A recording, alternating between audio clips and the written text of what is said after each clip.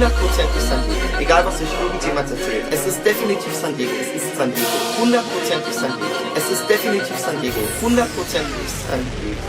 Halt die Fresse, du Nuttensohn, das ist irrelevant. Zu sagen, SpongeBob ist San Diego, ist kein Diss für mich, Mann. Giovanni, ich weiß, du hast Angst vor dem Battle. Doch ich verspreche dir, ich werd deine Angst übertreffen. Um dich zu ficken, muss ich mich jetzt auf dein Level begeben. Hab deine Texte gelesen, mir deine Battles gegeben. Hab von der Scheiße schon ein Tinnitus. Doch was mich am meisten abfuckt, ist, dass ich dich wackes Opfer recherchieren muss. 2011 beginnt ein Video-Battle-Turnier. Dieses Wacke-Turnier, das Gio ständig verliert. Beim VBT nicht zu gewinnen ist die heftigste Blamage. Doch du schaffst es grad mal bis zum 64. Finale. Dieser Camouflage fickte Gio in den Arsch. Du kamst nicht klar da drauf und stelltest dann die Videos auf privat. Das macht die Scheiße nicht ungeschehen. Deine Battles sind offline, weil du dich heute für diese peinlichen Runden schämst. Dann machst du wieder eine Qualifikation, in der du jede zweite Silbe wie ein Spastiker betonst. Es fängt doch nicht mal an, du Pussy, geh in Deckung, wenn ich angreife. Scheiße in einem Rap-Turnier, Rap-Turnier, Rap. Das heißt Rap-Turnier, du Flachpfeife. Du hast gegen ein paar Versager gekämpft. Die sind so ultra wayne, ich schiebe mir die Namen zu nennen. Du hattest überwiegend komische Betonungen und Kacktexte. Dann kam das Battle, Hackfresse gegen Kampflesbe. Du hast dich angehört wie ein Mädchen auf dem Track. Sogar Asmatics, diese Lesbe, hat mehr hetero gerappt. Yo, sie hat nicht nur den Battle-Shit verloren. Sie ist, nachdem sie deine Fresse sah, sogar noch lesbischer geworden. Dann fick dich so ein Akne-Fettsack. Du hast jedes Mal verloren, obwohl du dich als einziger dort angestrengt hast. VBT ist Kissenschlacht. Ich hab die letzten 3 Jahre gewonnen und dabei hab ich nicht mal mitgemacht. Du hast keinen Erfolg, zumindest nicht in diesem Leben, nicht in diesem Leben. Denn außerhalb vom Battle Rap wird sich niemand deine Mucke geben, deine Mucke geben. Ich geh weiter meinem Weg, den solche Bastarde und Hurensöhne ebnen, Hurensöhne ebnen. Und ich schwöre dir, ich stech in deine Niere, wenn wir beide uns begegnen. Ich schlachte diesen Bastard so Gio. Ich frag mich, für was du hässlich und dich hältst, Bitch. Ich schlachte diesen Bastard so Gio. Ficke dich allein schon aus Respekt vor mir selbst. Du Schwanzlutscher. Mir gehört der Thron, du Hurensohn. Du bist ein belangloser Niemand. Mir gehört der Thron, du Hurensohn. Bitches wie dich schlacht ich am Fließband. Dein erstes JBB 2013 war enormer Wackshit, denn das Zweckheim-Massaker war schon rekordverdächtig. Es gab niemanden, der diese wirren Textzeilen verstand, denn in deiner Quali waren sogar mehr Zweckheimer als Drums. Deinem ersten Gegner fehlt in Technik und Bezug. Du hast tatsächlich einen bekommen, der noch schlechter war als du. Dachtest du, du holst den Puck mit lyrischem Skill? Du warst zwar besser, aber trotzdem unterirdischer Müll.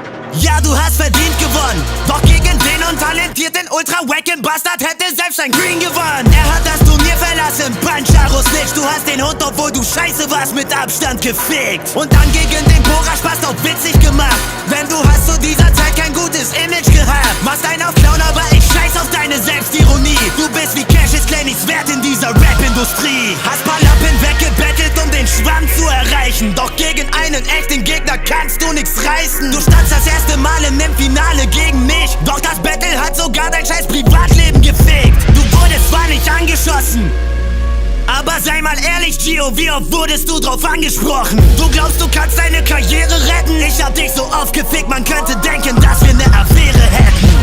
Du hast keinen Erfolg, zumindest nicht in diesem Leben, nicht in diesem Leben. Denn außerhalb vom Battle Rap wird sich niemand deine Mucke geben, deine Mucke geben. Ich geh weiter meinem Weg, den solche Bastarde und Hurensöhne ebnen, Hurensöhne ebnen. Und ich schwöre dir, ich stech in deine Niere, wenn wir beide uns begegnen.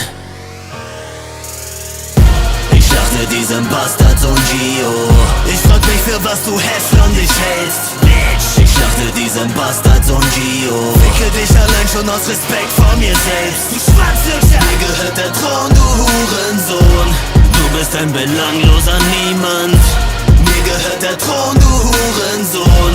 Bitches wie dich schlacht ich am Fließband. Du nimmst die Niederlage nicht, wie man behauptet, alles wäre abgesprochen. Hatest das Turnier, später kommst du wieder angekrochen. JBB 2014 Qualifikation, machst dir Ansagen, du stürzt den gelben Schwamm von seinem Thron. Alter Mann kann uns nicht gleichstellen. Was redest du von mich ficken? Du bist hier wegen dem Preisgeld. Du glaubst ja nicht mal selbst, dass du mich fickst, du Lappen. Du brauchtest einfach nur eine Ausrede, um mitzumachen. Es ging in die erste Runde, da kam dieses Brüderbattle. Du hast ihn besiegt, aber du solltest dich nicht überschätzen. Du und dein Bruder Kasa, ich finde euch beide scheiße. Kein Wunder, ihr kommt ja aus der gleichen Scheide. Du wolltest, dass er eine lasche Runde macht. Das Battle war gewonnen, bevor es stattgefunden hat. Du hattest Glück, dass du deinen Bruder hier abkriegst. Er ließ dich nur gewinnen, weil du den Hurensohn abmischst. Du hilfst sogar Cassius Clay beim Texten und Mischen, um ihn damit hinterhältig in den Battle zu ficken. Du falsche Schlange musst erst auf Kollege mit ihm machen, um es danach in dem Battle wie Verräter auszuschlachten. Du bist innerlich ein Bastard. Das Einzige, was hässlicher als deine Fresse ist dein Charakter. Du stichst jedem Kumpel irgendwann das Messer in den Rücken. Ey, nicht Cassius Clay, sondern du bist menschlich ein Krüppel. Und kurz darauf kam das Diverse-Battle. Ein Lappen, den 6 VBT-Rapper zerstört hätten. Du nennst mich Lügner, doch manipulierst die Chatverläufe. Scheiß auf den Weg nach oben auf jeden deiner Rapper-Freunde. Die Scheiße kannst du hier nicht leugnen, du weißt, denn Diverse hat die echten Chatverläufe gezeigt. Wenn ich dich sehe, werd ich dich anspucken. So ein charakterloser Bastard wie du dürfte nicht mal meinen Schwanz lutschen. Du Lügner hast dich ins Finale geschlichen und auf dem Weg dahin auf alle Ideale geschissen. Du Durchschnittsrapper hast die Zeile gegen Laska gebracht, aber selber nur den Sprung vom Wack zu Standard gemacht. Er würde seine Mutter lecken für ein Feature mit mir. Er ist mein größter Fan, doch ich werde ihn nie akzeptieren. Ey, bevor ich diesem Icon ne Hook mach, fick ich meine eigene Mutter. Weil dich jede Line über dein Kind im Battle trifft, lügst du wieder mal und behauptest, dass es dein Neffe ist. Gegen Laska hat's vielleicht gereicht zum Gewinn, aber was für ein Vater leugnet sein eigenes Kind? Was ist Fazit nach 4 Jahren Rap, du mickriger Pisser? Dein größter Erfolg war, dass ich dich gefickt hab. Du verlierst was gegen Opfer, die mich nachahmen. Das Finale war schon knapp. Tja, wie willst du das Original schlagen?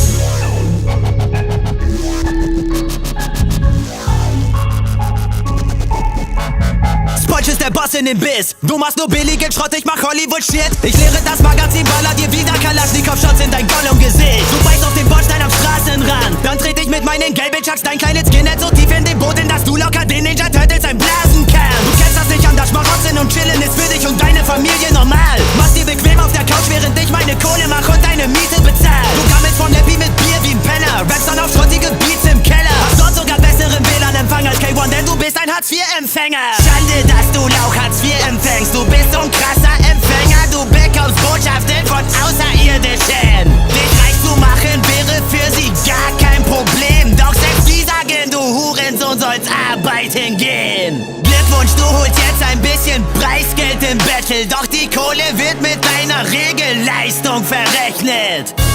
Und dieses Battle pusht dich nicht, Mann. Bevor ich gegen dich verliere, lutsch ich n' Schwanz. Schwanz Connection entert das Game. Mix mein Schwanz und spritzt den Kampfshot in dein hässliches Face. Just so Sozialschmarotzer, ich schieß aus dem Laufpatron auf den Hartz-IV-Empfänger, Spaß mit Down-Syndrom. Du Hurensohn!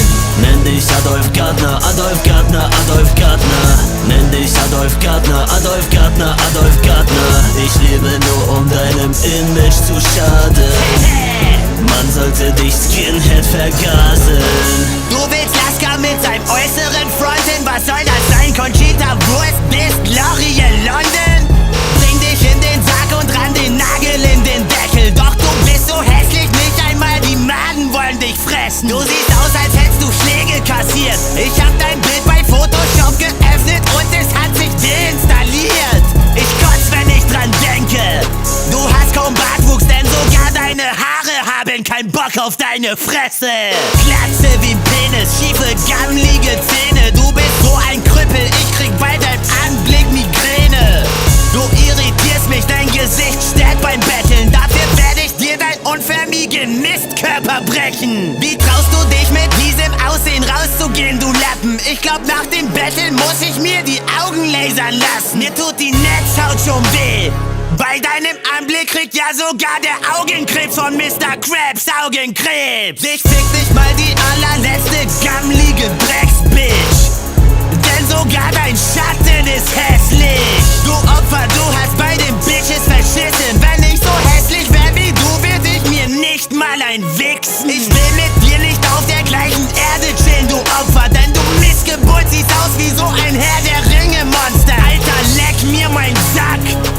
Sogar Gollum würde sagen: What the fuck ist Gio hässlich, mein Schatz? Wieder Leonidas, wieder Efi Altes. Wieder box ich diesen Pflegefall auf jeden Fall weg. Und Xerxes hat sie nicht mit Klingen bezwungen. Die 300 haben dich gesehen und sind dann von den Klippen gesprungen.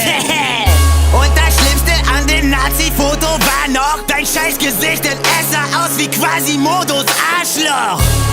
Du bist so ein hässlicher Bastard. Du bist ja fast so hässlich wie Laska. Schwamm Connection entert das Game. Winkst mein Schwanz und spritzt den Kampfshot in dein hässliches Face. Du Sozialschmarotzer, ich schieß aus dem Laufpatron auf den Hartz-IV-Empfänger, Spaß mit Down-Syndrom. Du Hurensohn. Nenn dich Adolf Gardner, Adolf Gardner, Adolf Gardner. Nenn dich Adolf Gardner, Adolf Gardner, Adolf Gardner. Ich lebe nur, um deinem Image zu schaden.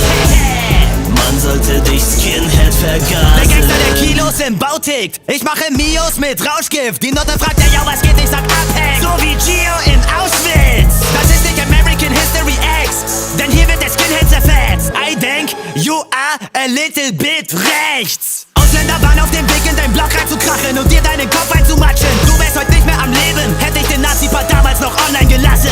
Du hast jede Ecke gemieden, um nicht auf die Fresse zu kriegen. Hast jedes Mal über die Schulter geguckt und der Shit hat dich fast in den Selbstmord getrieben. Du hast Lasker betitelt als dumm, gehst auf deutsche Grammatik, bringst ihn damit um. Rechtsradikal oder rechtsradikalisch, wen juckt das, du antisemitischer Hund? Wir helfen die ganzen Lügen nicht mehr, ich spit jede Punchline übelst ins Herz. Yo, ich bedanke mich herzlich nochmal, dass wir in deinem Land sein dürfen, du Flair. Man muss nur kurz in deine Textzeilen blicken und man sieht dich überwiegend Laskers Rechtschreibung dissen. Du Vollidiot, ist dir nicht klar, dass du dich selber damit fickst? Du bestärkst es, wenn du sagst, dass du ein Grammar-Nazi bist. Ich zerbombe dich, Hochstapler. Fotze, dein Großvater drückte damals schon den Knopf im Konzentrationslager. Du hast gegen jeden, weil du Promo brauchst, gesnitcht. Doch ich gebe Adolf Gardner jetzt den Holocaust zurück. Die Fotos hat mir ein Fan geschickt. Du sagst, ich lüge, denkst du, diese Scheiße rettet dich? Ich bettel nicht, ich räche mich. Ich hätte dich komplett zerfickt, auch ohne die gefälschten Pics. Wahrscheinlich hast du schizophrener Hurensohn sie mir selbst geschickt. Ich hab vielleicht im Nazi-Part übertrieben, doch war nicht verpflichtet, alles für dich gerade zu biegen. Ich hab es trotzdem gemacht und somit dein Leben verschont. Doch du warst undankbar und das beweist die nächste Aktion. Ich hab es neu hochladen lassen, fast mein Sieg damit gefickt. Und als Dank dafür verhältst du dich im Video wie ne Snitch. Und dann schickst du mir deinen Anwalt, du Wichser. Du bist vielleicht kein Nazi, doch ein noch größerer Bastard als Hitler. Bastard als Hitler. Ey, du hängst fix meine Ex in Arsch. Jetzt mal ehrlich, ich kenn nicht meine Jessica. Jetzt mal ehrlich, jetzt mal ehrlich, jetzt mal ehrlich, ich kenn nicht meine Jessica. Es wäre unschaffbar, mein Leben ohne Star, ein Leben ohne meine Jessie wäre einfach zu brutal. Ohne meine Jessie wäre einfach zu brutal. Ich danke Gott jeden Tag für diesen Engel, meinen Schatz, der mich zu diesem Menschen macht, der mich heute ausmacht. Wie war das nochmal? Du kennst nicht meine Jessica? Du würdest sie heiraten, du Schwuchtel. Pass auf. Diesmal fick ich dich, ich bettel nicht wie letztes Jahr. Wie war das nochmal? Du kennst nicht meine Jessica, du Lügner. Ich will, dass du dich für diese Wörter schämst. Wir trafen uns im Internet auf easyflot.de. Ich besuch die kleine Schlampe und ich schieb ne Nummer. Sie ertrinkt in Sperma, du ertrinkst in Liebeskummer. Sie hat mir erzählt, du bist kein richtiger Mann. Und sie war damals nur mit dir aus Mitleid zusammen. Du Straßenpenner sammeltest die Pfandflaschen draußen, doch du konntest ihr davon nicht mal ne Handtasche kaufen. Du warst sowas von arm. Ihr wart maximal bei Mc's und sie musste es sogar bezahlen. Shit, nicht Mann, du bist so peinlich, selbst der Sex war beschissen. Nach den 3 Minuten müssen. Was ne Lachnummer, yo, du hast sie gefickt wie ein Kind. Du warst lange fertig und sie fragte, bist du schon drin? Du halber Mann, du warst so gnadenlos schlecht. Deshalb hat sie deinen Schwanz durch nen Vibrator ersetzt. Denkst du, die Kleine, sie liebt dich? Du hast sie 2 Jahre lang gefickt, aber nicht einmal befriedigt. Du bist von ihr besessen, doch sie wird es nie erwidern. Auch nicht nach 100.000 Liebeslieder. Wie kann man so ekelhaft ne Fotze vermissen? Yo, bei dieser Scheiße kriegt man fast schon Bock, sich zu ritzen.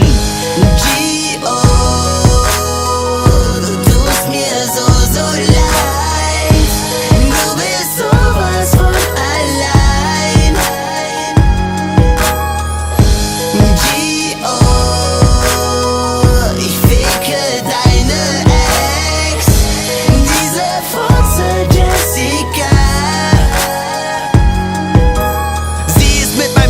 Zufrieden, doch ich müsste sie nur angucken und sie wird deinen Orgasmus kriegen. Ich schnipp's mit dem Finger, sie macht ihren schlampen Körper nackt und fix sie auf dem Küchentisch, während sie Krabbenburger macht.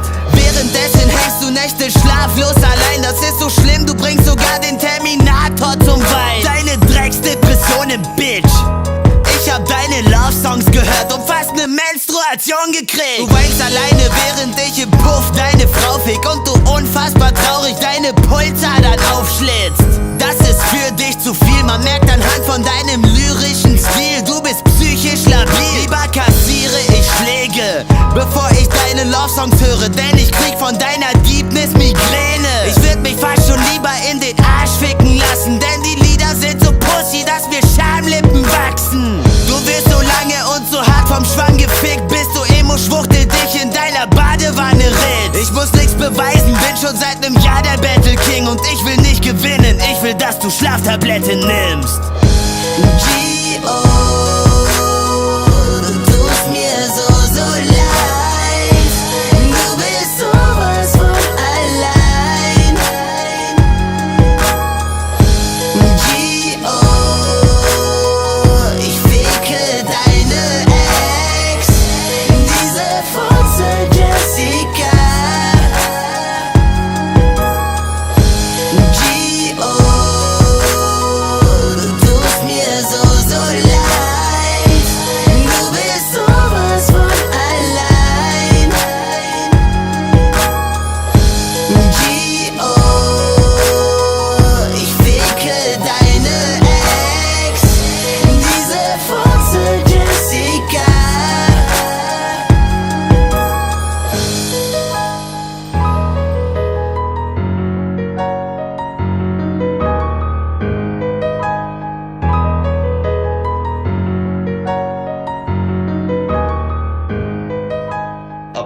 Apatula, Vika.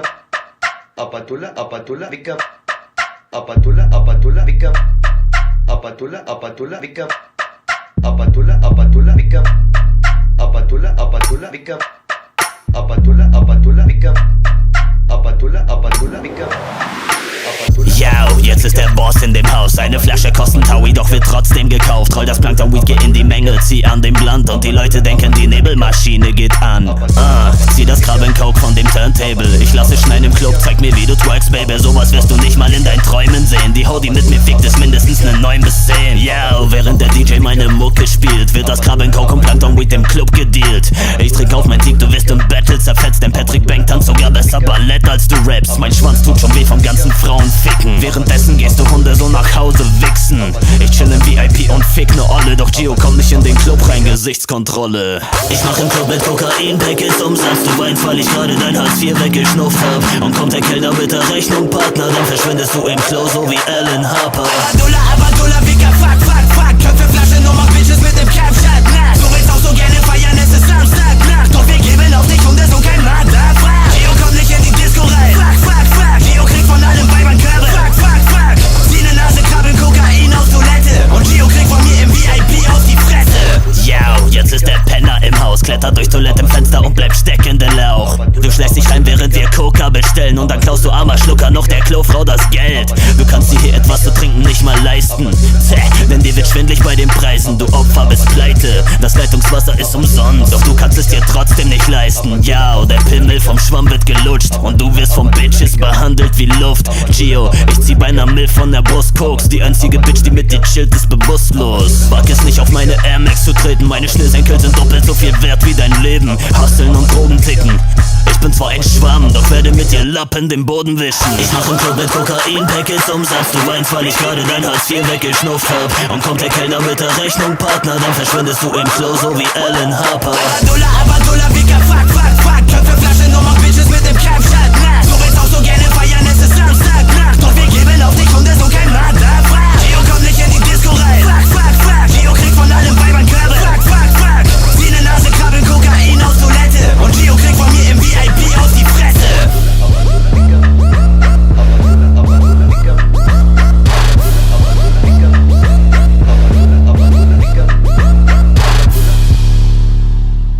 Was ist das denn, du billige Bushido-Kopie? Erst die Hinrunde gegen den fetten, hässlichen Lasker und dann sehe ich auch noch so ne Scheiße auf deinem Kanal. Leben auf dem Klo des Kenneth Glöckler, du unlustiger Pisser, pass mal auf.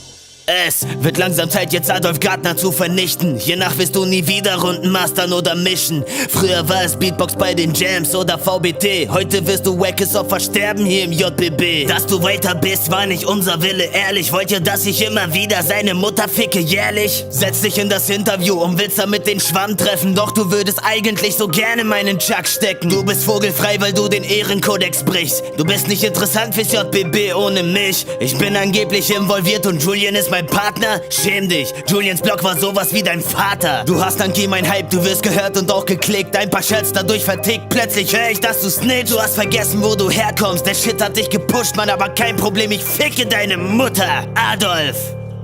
Ich erzähl's dir noch mal, warte kurz. Ich fang an nach der Trennung deiner Nabelschnur. Du warst eine Arschgeburt. Für dich ist das JBB sowas wie eine Chance gewesen. Es hätte vielleicht geklappt, hätte es nicht Sponge gegeben. Mit deiner Glatte und der peinlichen Cappy dachtest du im Ernst, du bist der österreichische Nelly. Überheblicher Adolf wollte unbedingt paar Bars kicken, plünderte sein Hartz IV und gründete dann gar nichts. Du hast teilgenommen, aber du hast nicht mal einen Scheiß gewonnen. Die Hau hat dich reinbekommen, wie mastert man einen ganzen Song? Der Typ war dein Mentor. Als Dank dafür verstellst du bei seinen Hooks den Kompressor. Dann lässt du ihn im Stich, du heuchelnder Holzkopf. Jeder wusste Nummer 1 in Sachen Deutschrap war SpongeBob. Du Bastard, unterschreibst den Wisch. Doch anstatt dich mal zu freuen, ging's dir damals schon nur drum, dass du das Preisgeld kriegst. Du hattest ein paar echte Gegner, doch lieber schriebst du dumme Schwuchtel deine depressiven Lieder, die du auch noch übertrieben, peinlich und schwul betonst. Gio ist ein Hurensohn, könnt ihr Steiger fragen. Julian nahm dich mit ins Battle-Turnier und machte allen klar, dass dein Rap existiert. Vorher war es anders, niemand in der Szene kannte dich. Aber Papa Julians Blog regelt das mit Klicks. Und heute hast du die Dreistigkeit zu lästern. Doch er warf deine Gegner aus dem Battle raus, weil sie viel zu schlecht waren. Cocaine für dein Vater, Champagne für den Casa. Jetzt hat er, was er wollte, der famegeile Gardner. Jetzt kannst du deinen nicht vorhandenen Job schmeißen. Und du wolltest unbedingt Adolf Block heißen. Du legtest dich in Sachen Julian jetzt ins Zeug und du dachtest, er wäre tatsächlich dein Freund? Vollidiot. Du versuchtest Julian beizubringen, scheiß auf SpongeBob, lass mich im King-Finale gewinnen. Aber er hat dich nur angespuckt in deine Drecksvisage. Weißt du, wie man so etwas nennt, Adolf? Fanverarsche. Yeah, Adolf, das war dein Leben, dein ganzes Leben. Weißt du noch damals? Beatbox Jams, VBT, JBB und wie sie alle hießen auf deinem Weg ins King-Finale, du altes Snitch. Ja, Mann. Und ich hab so viel gar nicht erwähnt, Alter. Was ist mit den ganzen Anwaltsbriefen, die ich damals bekommen habe, obwohl ich deinen Arsch gerettet habe? Damit macht man sich nicht cool, Alter. Casa hat das auch gesagt. Aber weißt du was? Casa nehme ich gar nicht ernst. Das ist genauso ein Bastard wie du. Verstehst du, was ich meine?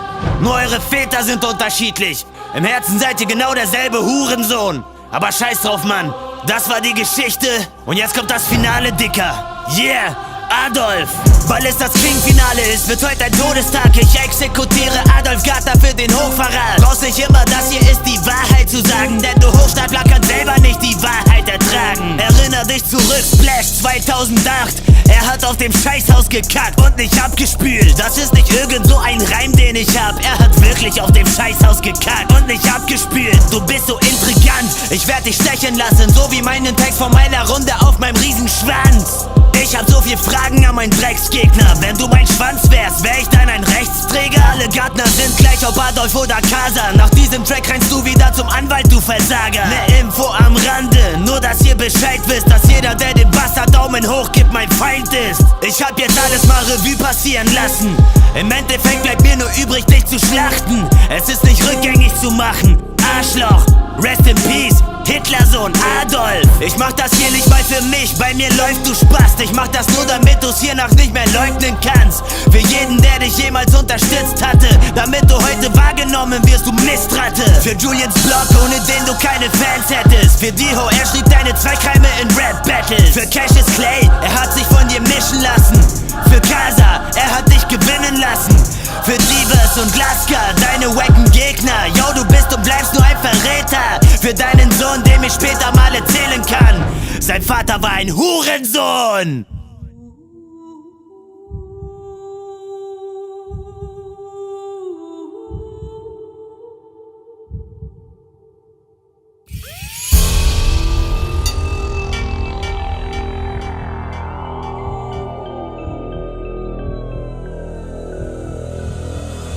Hier kommt dein Finale, du Snitch. Millionen gucken zu, wie dich der Pate zerfickt. Zeig dein wahres Gesicht. Yo, halt die Fresse, wenn die Legende spricht. Das ist nicht einfach nur Rap, ich beende dich. Du Bastardsohn, ich hab erst richtig gewonnen, wenn du nach dem Battle auf der Straße Stiche bekommst. Nach dem Track existierst du nicht. Das hier ist für mich kein Battle-Turnier, du Snitch, ich exekutiere dich. Was nimmst du dir raus, über die Wahrheit zu sprechen? Dafür werde ich dein jämmerliches Dasein beenden. Du bringst Lügen in den Tracks. Und guck mal an, mit was für einer Überzeugung du sie rüberbringst und rappst. Du sagst in deiner Quali, du willst SpongeBob vernichten. Du weißt selber, du hast keine Chance, mich zu ficken. Nutte, du willst für das Preisgeld nach oben. Und du hast allein schon dadurch, dass du wieder teilnimmst, gelogen. Du kannst nicht gewinnen, ohne im Battle zu lügen. Wieso behauptest du, du hättest Laskas Texte geschrieben? Du hast den Bitch-Move erfunden.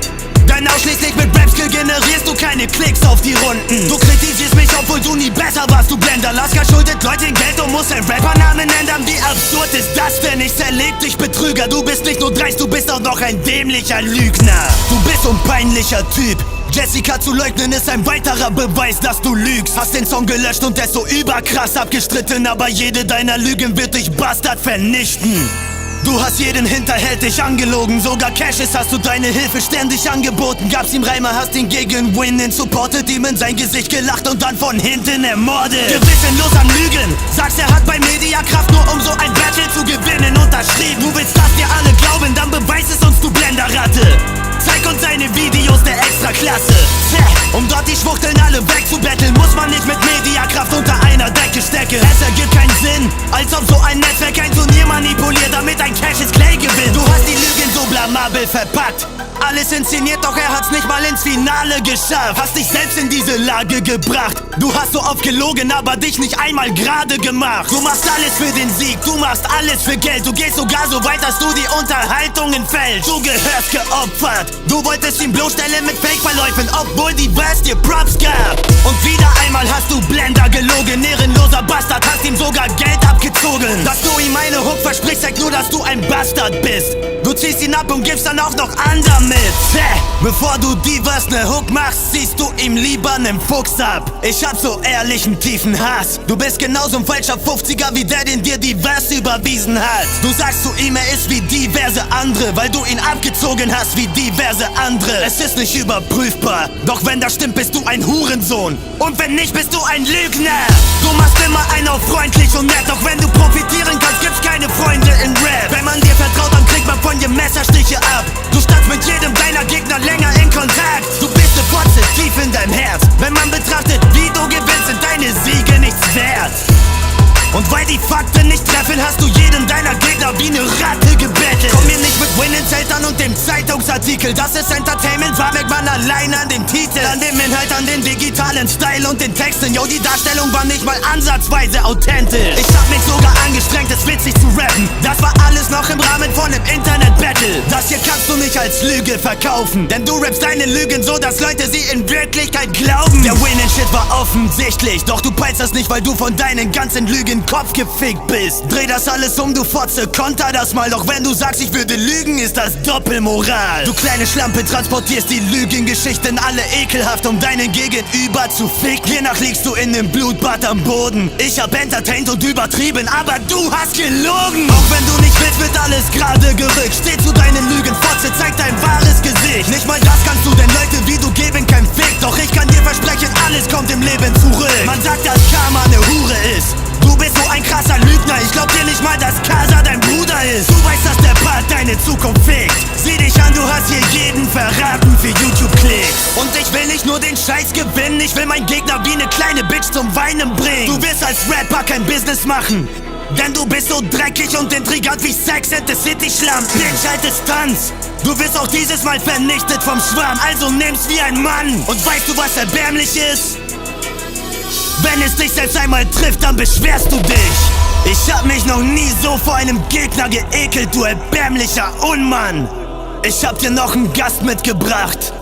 Erinnerst du dich an diese Nacht? Du weißt genau, was jetzt kommt. Du weißt genau, wen ich meine. Und es ändert nichts, auch wenn du wieder sagst, du kennst sie nicht. Ich kannte ihn von den ganzen Battles und der hatte einen Auftritt bei uns. Das war im März 2013 auf der VBT-Tour in Berlin. Er hat mich in den Backstage-Bereich eingeladen und wir haben ein bisschen was getrunken. Mir bleibt keine Wahl, außer den Typen zu hassen. Er hat sie abgefüllt, um sie gefügig zu machen. Du brauchst das nicht bestreiten, denn es hilft dir nicht, dich rauszureden. Jeder weiß, du Bastard bist da wirklich aufgetreten. Leute wie du bilden sich was ein auf ihrem Rap-Fame. Wieso trinkst du Eis mit Minderjährigen im Backstage? Man merkt es dir nicht an, doch du Fotze hast Angst, denn du wusstest ganz genau, dass hier kommt irgendwann. Er hat irgendwas durch die Nase gezogen und wollte, dass ich auch was nehme, aber ich habe mich nicht getraut. Ich war erst 14. Er hat mich auch die ganze Zeit am Bein angefasst und ist immer näher an mich rangerutscht. Er war voll aufdringend und ich habe gesagt, dass er das lassen soll. Du bist so eklig und hässlich. Und das ist wohl der Grund dafür, dass du die kleinen Mädchen belästigst. Du hast dir das Zeug durch die Nase gezogen und obendrein hast du es ihr dann auch angeboten. Du bist ein widerlicher Mensch. Du wolltest, dass sie auch was davon zieht und hast dich hier noch aufgedrängt. Du hast kein Nein akzeptiert. Sie sagte unmissverständlich, lass es, doch du hast es weiter probiert. Du konntest es nicht lassen, dich so eklig ranzumachen. Was fällt dir ein kleines Mädchen anzufassen? Sie hat dir doch gesagt, dass sie erst 14 ist, du Scheißverbrecher. Wie kannst du das tun? Du hast doch selber eine kleine Schwester. Diese ganze Sache hat mich so entsetzt, ehrlich. Ich frag mich, wie du vor dir selbst so etwas rechtfertigst. Es macht mich krank, allein schon drüber zu reden. Hiernach wirst du nie wieder eine Bühne betreten. Irgendwann hat er mir eine Mische geholt und danach ist alles weg. Ich bin morgens in irgendeiner WG aufgewacht und hab geblutet. Ich dachte erst, ich habe eine Tage bekommen. Aber solche Schmerzen hatte ich vorher noch nie. Ich hatte mit Gio mein erstes Mal. Du erbärmlicher Unmann! Wie kannst du damit leben, dieses Mädchen so pervers zu entjungfern? Wie kannst du damit leben, sie so zu beschmutzen? Du hattest nicht mal genug anstatt ein Kondom zu benutzen. Sie war bewusstlos, hatte nicht mal eine Chance, sich zu wehren. Geiler Abend schreibst du noch am 25. März. Du kriegst für die Aktion paar Jahre. Sag froh, dass wir in Deutschland sind, in manchen Ländern gibt's dafür die Todesstrafe. Für diese Tat mach ich dich kalt, ungelogen. Du machst skrupellos Gebrauch von Vergewaltigungsdrogen. Du bist von deinen Depressionen so kopfgefickt, dass du einer minderjährigen K.O.-Tropfen gibst. Sei dir sicher, dass es dafür noch Vergeltung gibt. Und macht es nicht der Staat, dann passiert's durch Selbstjustiz. Und sogar wenn dich nicht dein Karma erledigt, dann warte ab, bis du ihrem Vater begegnest. Ich will, dass du ehrenloser Wichser stirbst, doch den Schmerz, den ihre Eltern fühlen, wünsch ich nicht mal dir. Und es ist mir egal, wer wen im Battle zerfickt. Hauptsache Marie gewinnt den Prozess gegen dich. Du gestörter Pädophiler, du kannst bald nicht mal kacken, denn du weißt, was sie im Knast mit Vergewaltigern machen. Kranker Bastard, fragst du dich denn nicht, wie sich die Eltern fühlen? Im Gefängnis wird dein Arschloch die Vergeltung spüren. Du wirst auf Knien lutschen und du kannst nicht nur, weil du hässlich bist, nie wieder in den Spiegel gucken. Du kannst das hier nicht verdrehen und lügen, denn wem glaubt man mehr, einem kleinen Mädchen, das sich dafür schlägt oder einem Pädophilen? Jetzt ist Schluss mit Internetkarriere. Dafür kriegen sogar deine Kindeskinder Schläge. Und das ist erst ein Sieg für mich, wenn du hier noch nicht mehr Teil deiner Familie bist. Deine Kinder werden es nie gut haben, denn was soll man von dir erben außer Rufschaden? Ich will, dass du stirbst, doch du verdienst nicht mal Schläge, denn die größte Bestrafung ist als G.O. zu leben. Bist dein Lügner schon seit Tag 1.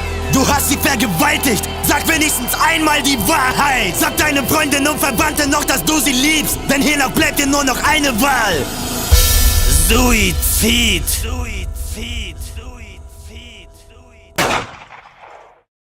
Du fetter Hurensohn.